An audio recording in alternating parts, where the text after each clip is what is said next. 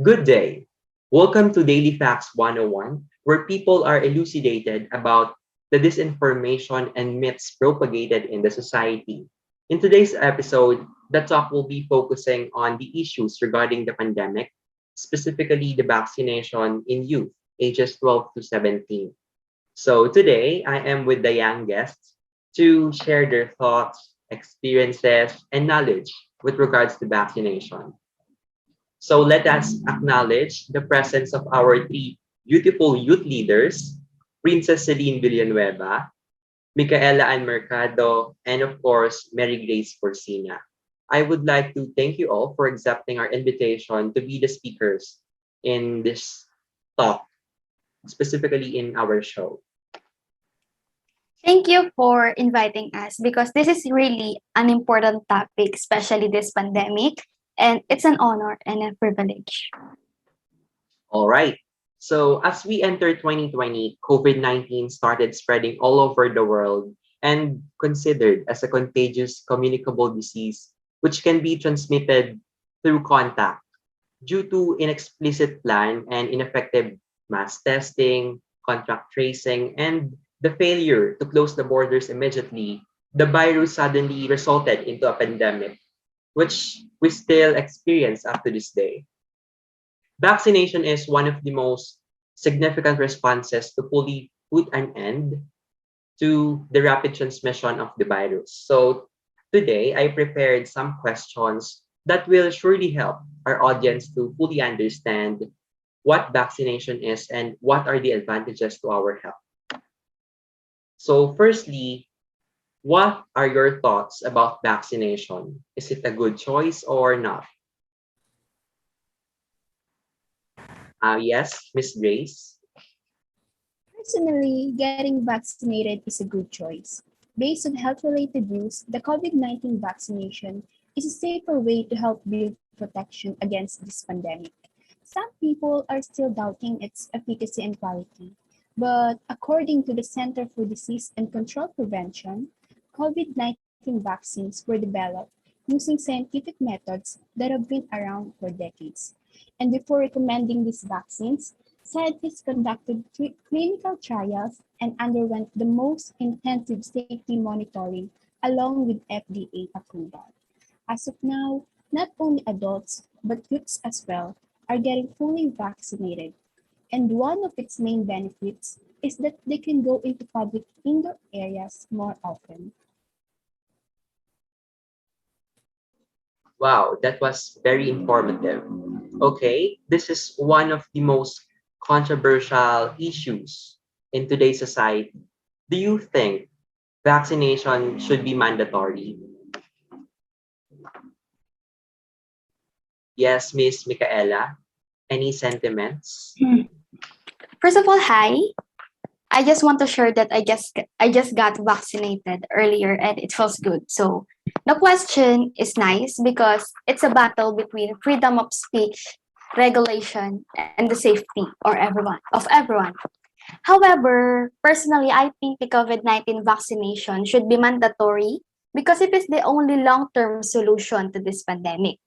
An example to prove the statement I just said is the record or the breakdown of the COVID-19 cases throughout the month or just the previous months from almost above 20,000 cases a day just last September to just 1 to 2,000 cases this month. That is such a huge improvement, right? And in addition, the United States of America is already living the pre-COVID life, the pre-COVID days once again.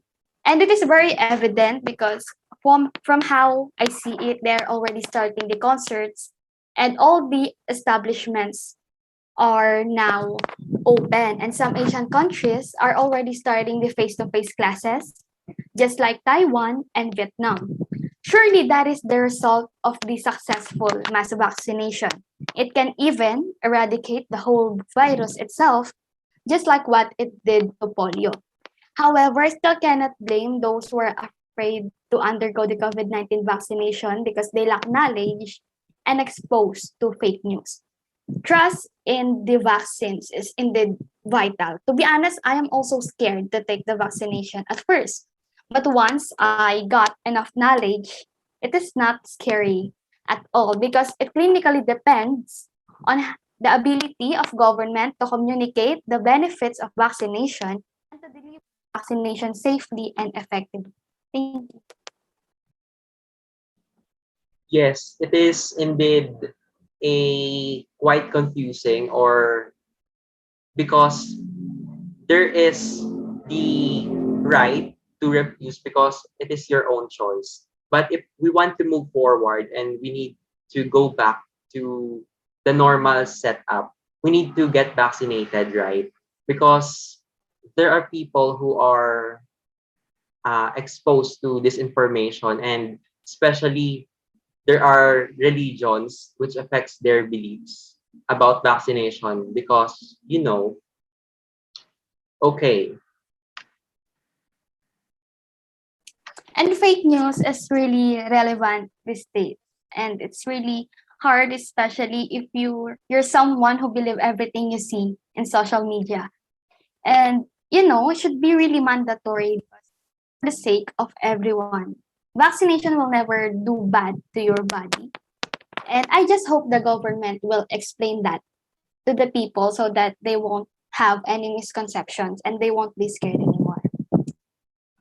Yes, because the goal of the social media is twisted. Like it is to inform the people about the cause or the right thing about vaccination. But right now, the people is abusing the use of the platform through the ICT because they are so free to do whatever they want. So they tend to give this information to other people, and because of the busy schedule of other people, they tend to believe on all the information and they don't have time to do fact checking, right? Yeah, And actually, while we are waiting, okay, you first. sorry. Actually, many teenagers nowadays, no, they are taking joke.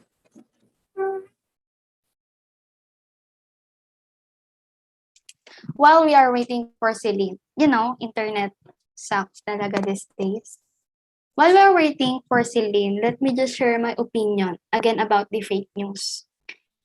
It seems like the people tends to believe everything. Like they don't do fact checking anymore.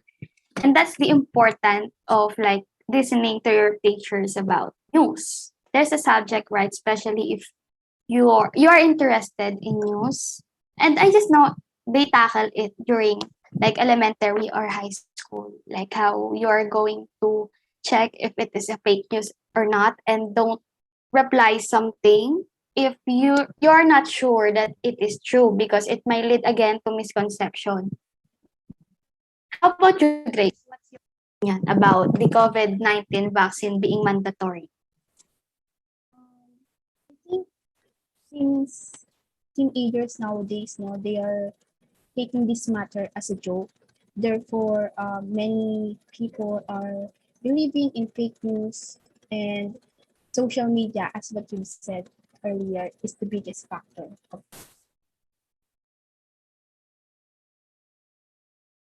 In addition to fake news, I think social media is a great factor of the hesitant of the people to get vaccinated. So we need to apply the saying that we should think before we click because a simple misleading information can affect all the other issues like in the structural functionalism where each factor in the society affects one another, right?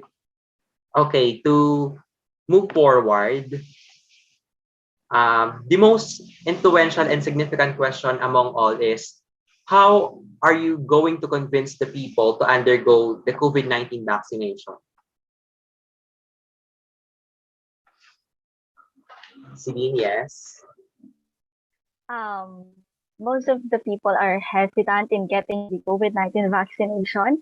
They tend to be afraid because of the possible side effects that were commonly reported recently. Diba? Yet we have to understand how safe and effective the vaccine is. Maybe we can convince them through vaccination campaigns.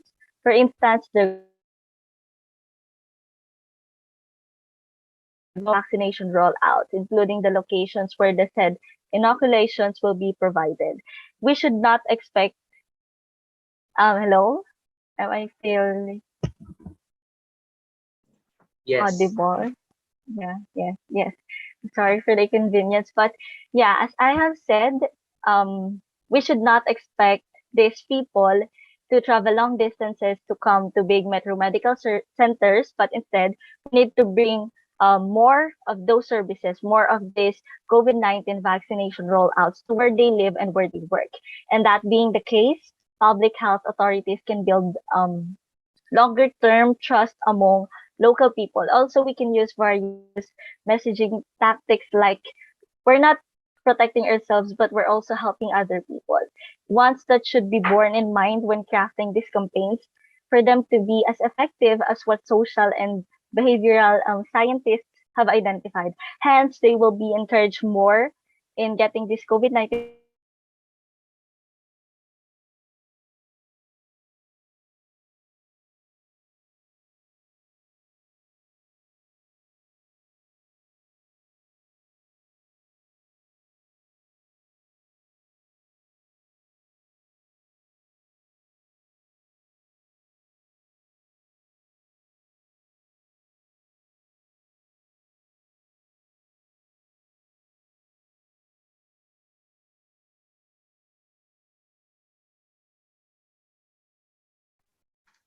Okay, that was a perpetuous statement, right? Hopefully, our audience right now who are watching this show will consider the COVID-19 vaccination. Now that we already answered the fundamental questions, let us start shedding light on the common canard spreading all throughout the social media regarding the COVID-19 vaccination. It is quite connected to what we are talking about earlier, which is the fake news, because they are great they greatly affect the the choice of the people to get vaccinated, because we know that social media is a widespread spectrum which reach so many people, or half of the population are using the social media, so it is very influential. So to start, let me hear your knowledge concerning this belief, Mhycaella. Do you think it is true that when you are vaccinated, there is no chance for you to acquire the COVID-19 virus? Wow, that is really an interesting question once again. But first of all, I just want to share that I am really happy that despite the pandemic, we are here sharing our knowledge to the other people. And despite the, bad connections, I am happy because learning is constant, right? And one of the reasons, again, why the people are scared to take the various because they lack knowledge. And here we are that despite the hindrances, we are here sharing our knowledge. Um, misconceptions and myths.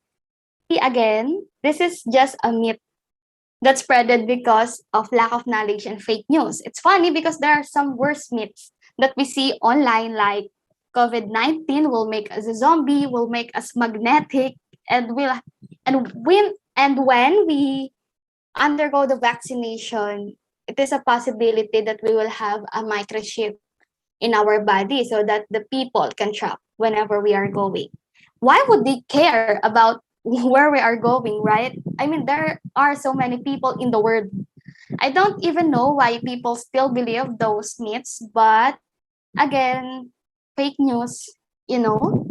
But according to Centers for Disease Control and Prevention, it typically takes 2 weeks after you're fully vaccinated for the body to build protection or immunity against the virus that causes COVID-19. So, in short, it boosts our immune system, but not totally eliminated to those who can still be like, infected. This is where it comes that safety and prevention is still a must despite having the COVID-19 vaccination. It's not just about us, it's also about the people around us. So let's stay wearing our mask and, follow the safety protocols. Thank you. Oh, so meaning to say, despite that there is still a little possibility to acquire the COVID virus, it is significantly beneficial to our safety and welfare, right? Because it helps to immune our system to the said virus. That was a great way to indoctrinize the masses because fake news is rampant in the social media. Another rumor is that there is a possibility to suffer from chronic skin diseases after vaccination. Do you have any idea from credible sources regarding this matter? Yes, Miss Celine. Um, I beg to disagree about that specific statement that there's a possibility to suffer from chronic skin diseases after the vaccination. Actually, a lot of board certified dermatologists encourage the public to get vaccinated. Yes, there were a wide variety of skin rashes, including the full body rashes observed after the said vaccination, but none of them were reported to be severe as what they're claiming to be. Based on the research published this year in the Journal of the American Academy of Dermatology, all the possible skin reactions that may occur are rest assured to be generally mild, can be resolved on their own, and should not deter the public from getting vaccinated. Also, the Director of Global Health Dermatology at Massachusetts General Hospital and Principal Investigator of the International COVID-19 Dermatology Registry, Esther Freeman, have said that some rashes may appear a day or two after the vaccination, and some may have a delayed onset, but it may only require oral antihistamines or topical steroids and other treatments as directed by a physician. But it will not lead to further skin complications. And we are aware that there are a lot of researchers who have examined these vaccines, right? And they're obviously, this is so obvious na these are authorized by the Food and Drug Administration to use for emergencies. As a matter of fact, these reactions are not necessarily a bad thing. It only shows that our body is mounting an immune response to the vaccine. So I hope this information encourages more people to get their COVID-19 vaccine. Okay, this will be the last myth. Do COVID-19 vaccines can give you COVID-19? It is quite logical because of the words used, or why do we acquire COVID virus? Yes, Grace. Well, I'll answer that question since for me it really sounds ironic since vaccines were created to prevent viruses in the first place. Um, Let me start by replacing the question into, does COVID-19 vaccinations contain COVID-19 virus? Because scientifically speaking, the answer is yes. According to the Department of Health, the approved COVID-19 vaccinations contain the weaker version of this virus to trigger the body's creation of antibodies. And these antibodies will provide protection once a person is infected with the actual COVID-19 virus. So back to the original question, does COVID-19 vaccination gives you COVID-19 virus? Basically, the answer is no, because the primary goal of legitimate vaccines is to teach our immune systems how to detect and resist the virus. But despite being fully vaccinated, we should not ignore the fact that there is still a chance to get this infectious virus. So we are still responsible to obey the health protocols and restrictions once we're doing outdoor activities. It is critically important to address the issues and the questions that we talked about earlier because it affects the choice of the people to get vaccinated. This episode is full of cognizance and awareness. After all the exchange of ideas and fact-based information, hopefully our beloved patriots will consider the COVID-19 vaccine to help in their immunization and protection. Once again, thank you for coming to this show to serve as our guest to tackle more about the COVID-19 vaccination.